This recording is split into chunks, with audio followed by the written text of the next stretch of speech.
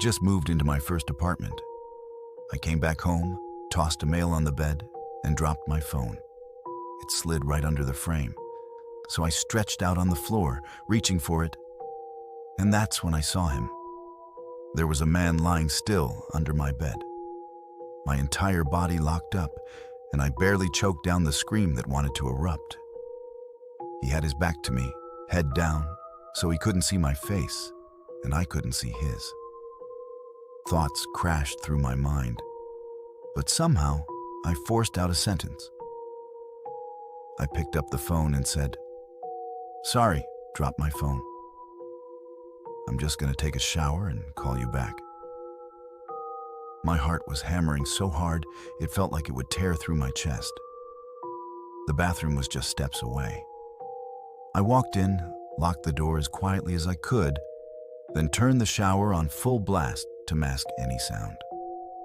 I climbed out the window immediately and called the police. They told me to get across the street and watch the building.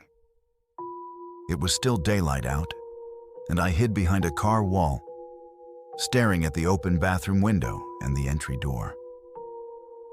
My friend arrived just before the police. When the officers went inside, it was only moments later that two of them came out, escorting a man, thin, tired, and with crazy eyes.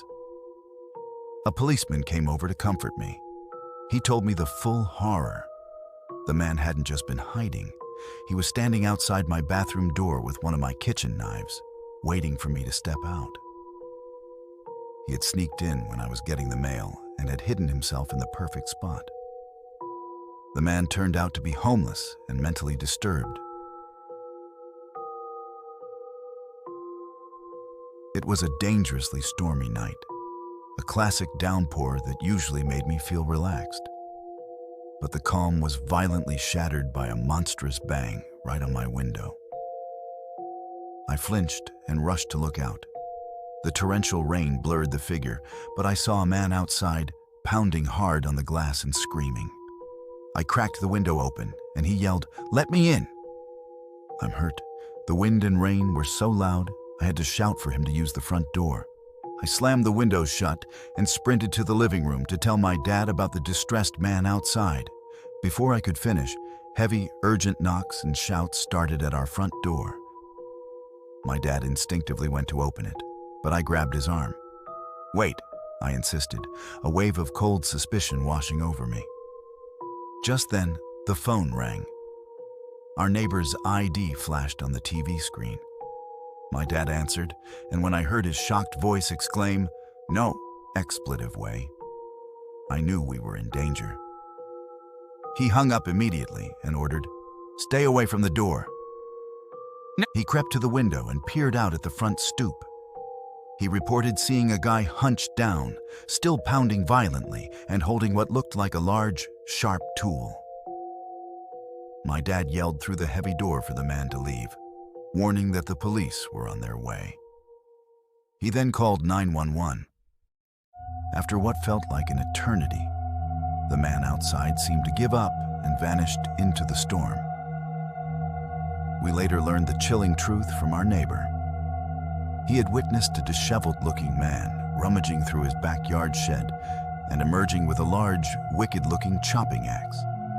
The police eventually found the crazed man wandering the streets, and the terrifying encounter was documented in the local newspaper.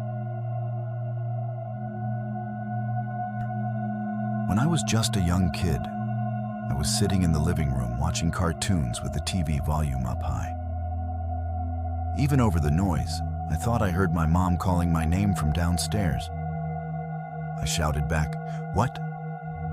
but got no answer. I heard her call me again, so I headed for the basement. The lights were off down there. Halfway down, I called for my mom again. Silence. She definitely wasn't in the basement. I started walking back up, but just before my foot hit the top step, I heard my mom's voice again, loud and clear, echoing up from the dark basement.